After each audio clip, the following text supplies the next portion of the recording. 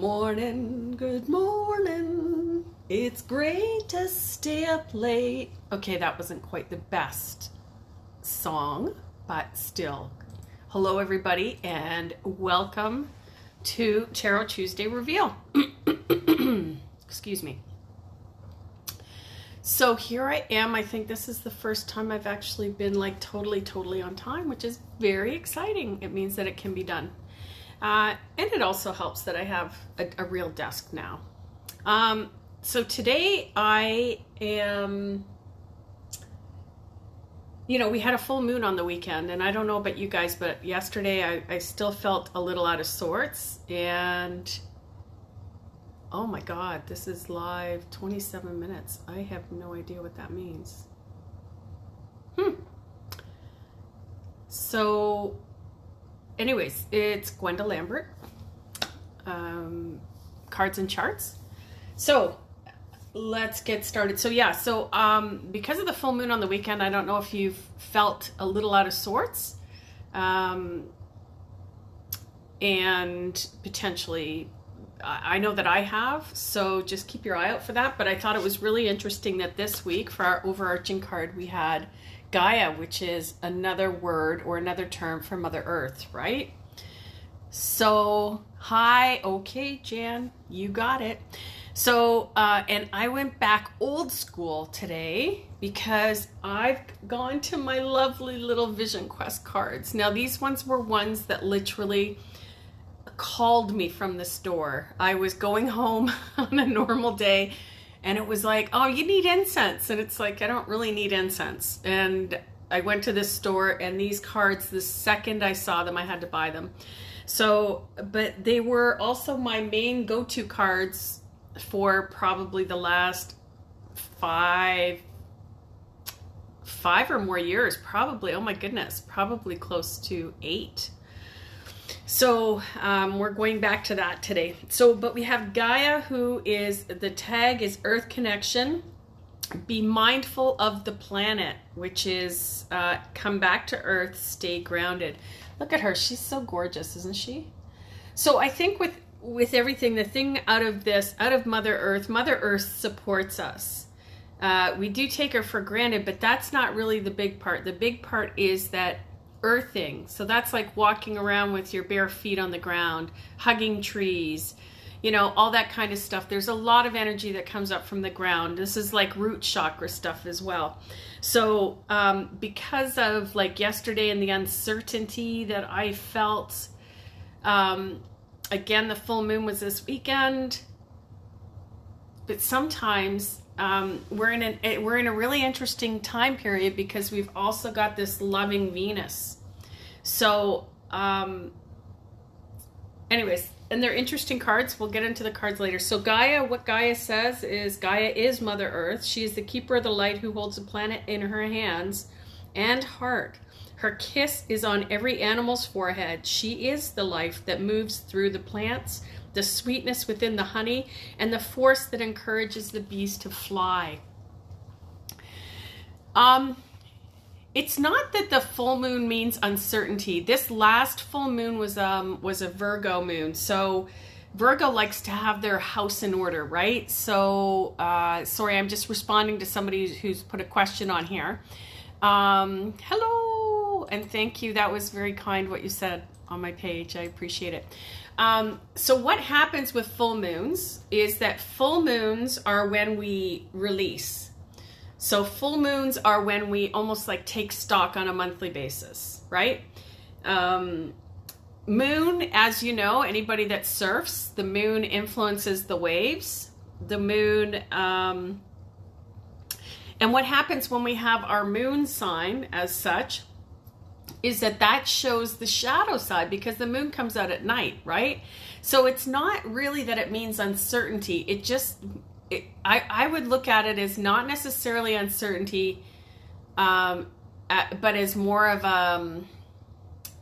it's like a release. The funny thing, when we were kids, we would go outside with a flashlight. I don't know about you guys, I would, at night. But without you could go to the same place at night and it's scary, whereas during the day you can see everything, so it doesn't make it scary. So instead of a word like uncertainty, I would say the full moon is more the shadows, like what's in the shadows, right? And that really helps. So again, what Mother Earth, what Gaia is saying is make sure that you stay grounded. So what happens there is if you're grounded in who you are, you should never be afraid of the darkness, right? Like if you look at, I don't know if anybody's been to any of those restaurants. We have a restaurant here, pre-COVID. I don't know if it's still there. And there were visually impaired people that were working in there. And so the great part is you were in total darkness. So it was your opportunity, because again, because I wear glasses, I didn't wear my glasses full time until I was at least 17. So I went by my other senses. And so if we look at the moon, it's almost as if we're just covering our eyes. So how intuitive are you, right? Because the moon is always about intuition. It's about dreams. It's about subconscious or unconscious. So it's really about, and the big thing about where our moon sign, like the sign that's in our moon, is that shows how we are when we're uncertain. That shows a side of us that maybe we don't want everybody to see. And so if you have a moon in a water sign, for instance, that's going to make you more emotional, right? And so, yes. So, right. So I hope that makes sense. Full moons are wonderful manifestation or clarity. Can definitely be a way of awareness. Right. Exactly. Thank you, Sarah. Exactly. So you get like the full moon is really a release. And us women that are on here, like you have, it's like getting your cycle every month, right? It's also a release of energy or a release of stuff. And, a lot of times that's when you're at your most vulnerable as well, right? Like I know for me, I would go for days without sleep and then it would just go into this vicious cycle. So then when you get your new moon is about setting new intentions or a rebirth, a renew. So I think that it's really neat that, again, that we got Gaia at this place, because the full moon in Virgo, and we've got another planet, we've got Venus, and I can't remember exactly where Venus is, but the thing is that Virgo Earth, again, Mother Earth, right? So we're in a Virgo moon, and that's like, they like order, they like things to be, they like things to be structured. They like things to look pretty too, right? And be nice, right? But it's like, isn't it interesting that I would challenge you to actually go out and walk at night if you can, look up at the full moon. That's the only thing. So this is what my beautiful, the boys, I call them, they got me. This is my moon because I can't see the moon from where I am.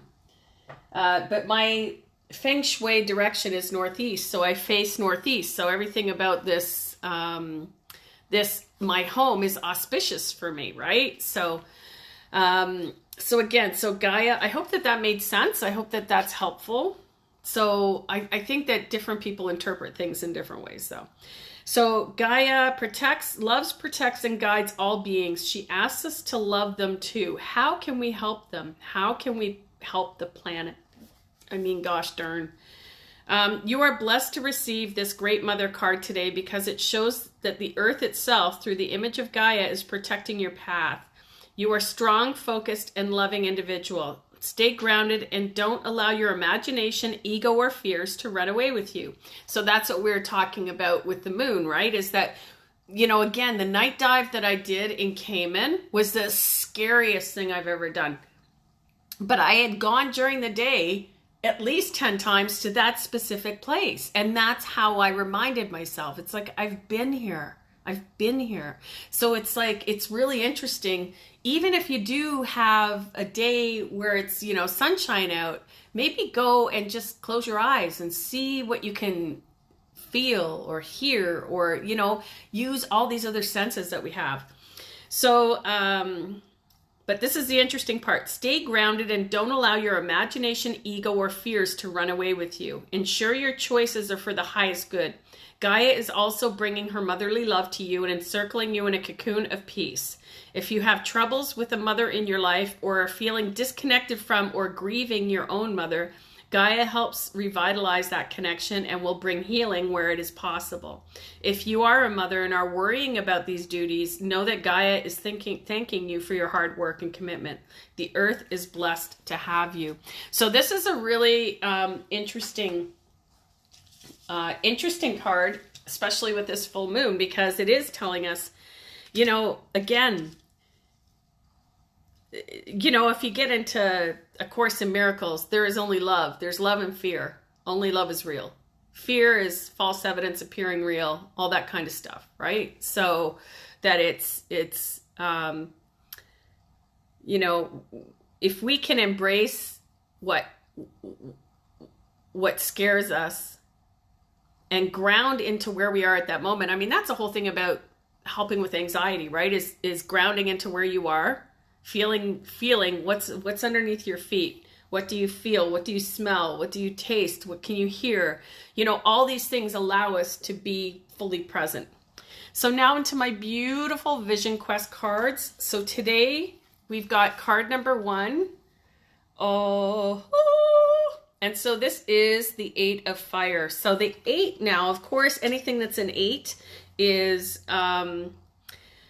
you know, you're almost to the end of this cycle or this kind of, and anything that's fire is usually it's wands in some other decks, but it's all about action. It's about action. And this is for my darling Melissa, throwing spaghetti at the wall, right? This is what's going on. But what happens with the 8 is that 8 is like, because the thing is with fire and with air, it's almost like you need to get out of your own way. And that's what those two suits really are for, right? Because it's almost like an anxious energy, right? It's like you have to be able to sit within yourself, which is why it's really great that we have Mother Earth, we have Gaia that says ground yourself. So with this fire, it would be, what kind of inspiration are you feeling? What kind of you know, if you get a dream, act on it. So this is like an 8. So this is full into, maybe you've been in a creative cycle and maybe it's scaring you a little bit. Maybe this is a time where you're like, wow, man, I'm having like all these ideas all over the place. So make sure you write them down. Make sure you're taking action on them, even if it is just writing them down, because then that allows you to have faith in your own creative process, right? And so I mean, just look at the imagery on this. It's like a star, right? It's like a starburst. So I wouldn't be surprised. And then with this Gaia connection, so it's really, if anything, it's not like I sense a meditation, but I would say, I don't know why I see, like, if this is a card that you picked, card number 1, I know Melissa picked all 3 of them because she just likes having fun with me. This would be like, if you felt like coloring, pull out those, you know, I just see it as a creative, like making something. So you're actually pulling something out of your head and making it manifest into this world, right? So that's really what the 8 is about. Because the fire, actually, 8 of Fire, sometimes in some decks, it talks about the fact that we're oppressing, we're sitting on our own energy. We're like kinking the hose when it comes to our creative expression. And so with the 8 of Fire, with this deck, it's like, unkink, just let it go. Like, so you could be in the middle of a creative process and you just finally go, oh, I get it. This is what I have to do, or, oh, I've got to go this way. So that's a way to look at it. So that's 8 of Fire, which is card number 1. And we're moving into card number 2, which is a beautiful 8 of Earth, 8 of Pentacles. Now, this is really interesting with Mother Earth, because this is really all about manifestation. This is an inner order.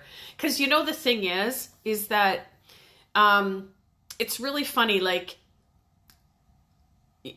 I did a reading for somebody and they were talking about this person that they were just beginning to see. And in the cards showed that it was a shift of a shift of mindset, right? So once we have a shift of mindset, that doesn't necessarily mean that that man was for her.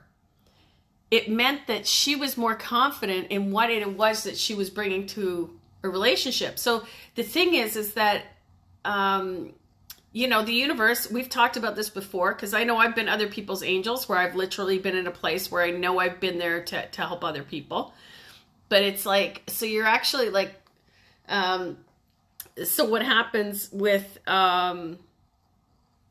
this is that it was more important that she changed her heart. She have a change of heart, because then the right man could have been standing in front of her, but she never would have seen it. She never would have taken advantage of that. So she had to change the way that she was seeing the world in order for her to actually see the beauty in that person. I hope that that makes sense.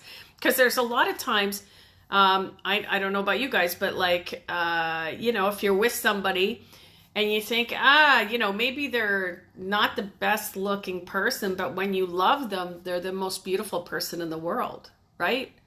And I know that there was this one guy, I mean, I was head over heels in love. And then when I started really coming to terms with who this person was and what happened in that relationship, then all of a sudden it was like, oh, I just don't feel, you know, then I saw him with different lights. And I didn't like that part, right? Because I like to look through rose-colored glasses. There's absolutely nothing wrong with it. So the Eight of Earth is all about really getting our own house in order. Because even if the right person or the right opportunity or whatever walked right up and knocked on our head, we wouldn't be able to see it if we weren't in a place where we could see it, right? And I know there's parables about this where, you know, you have the person and, God, you've forsaken me. And it's like, well, I sent you a boat. You have to get in the boat. You have to do something, right? So that's really what's going on right now. And with this Gaia, with the Earth connection, it's really, I think if anything, this isn't like a hermit kind of thing. This isn't like you're taking the time out, but it's almost like everything that you're doing now is being very mindful about the seeds that you're planting and being very on purpose, because you know that you're growing this. You know that you are.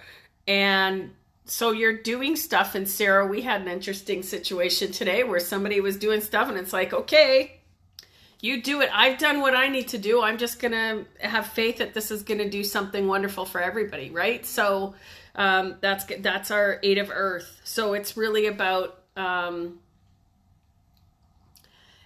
you know, self-discipline. This is the interesting thing, having these two for my dear Melissa, because she asked for all three, is that it's almost like...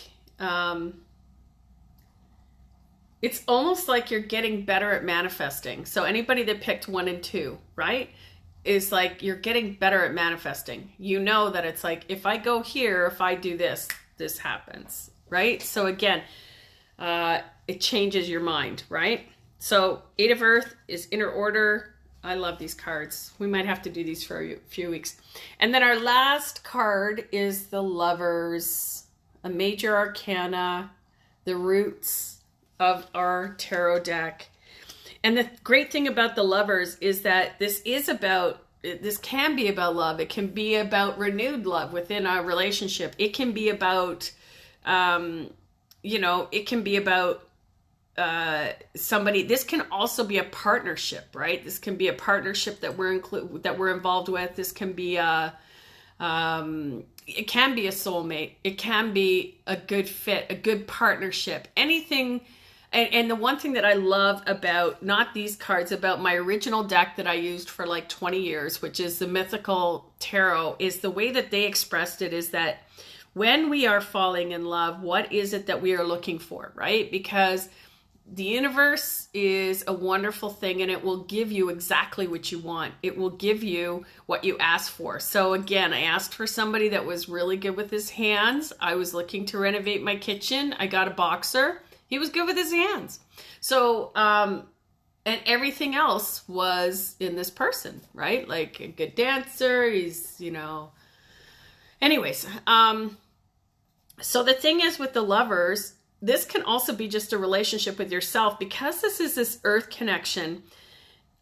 I think because I still get this, like this full moon that we have is about really getting our house in order and really focusing on what it is that we want and how it is we want to show up in the world.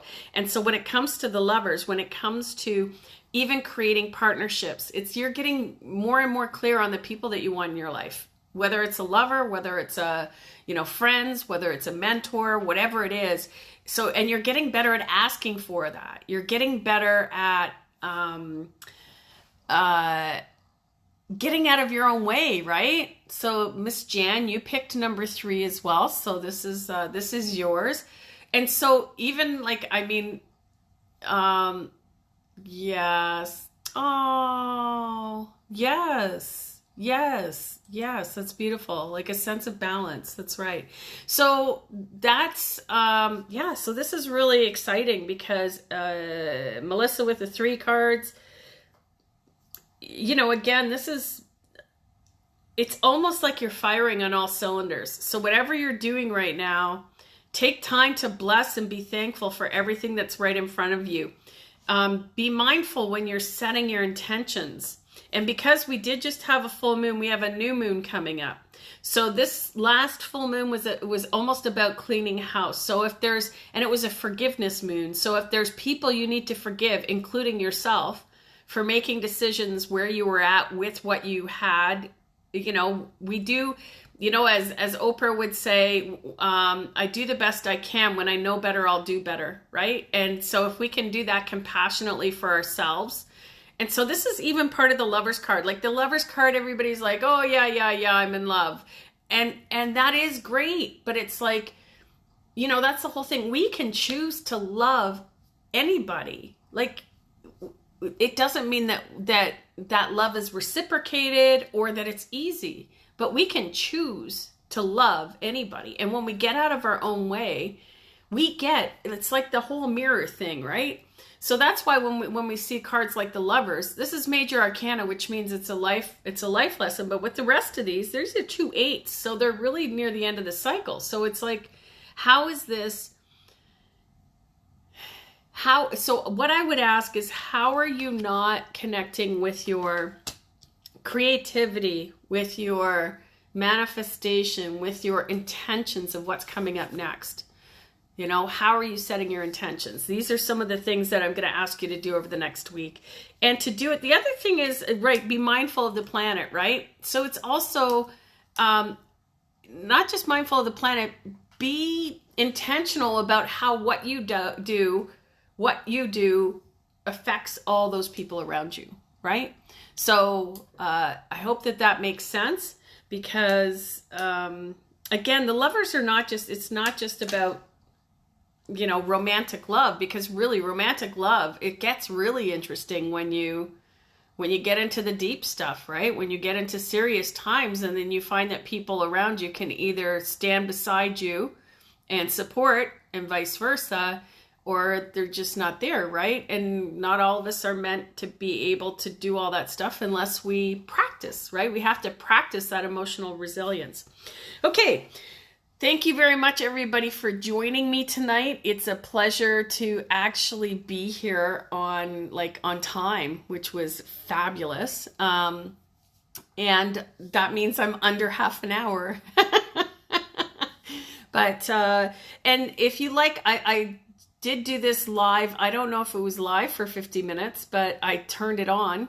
But I hope you liked doing it in its own little event. If that made it easier, let me know. And everybody on Instagram, I love you dearly. And we shall see you again next week. Thank you, Miss Sarah. We shall be in touch. I love you all. And have a great day. Okie dokie. Oh, thank you. You too, Kendra. Take care. Be warm. Okay.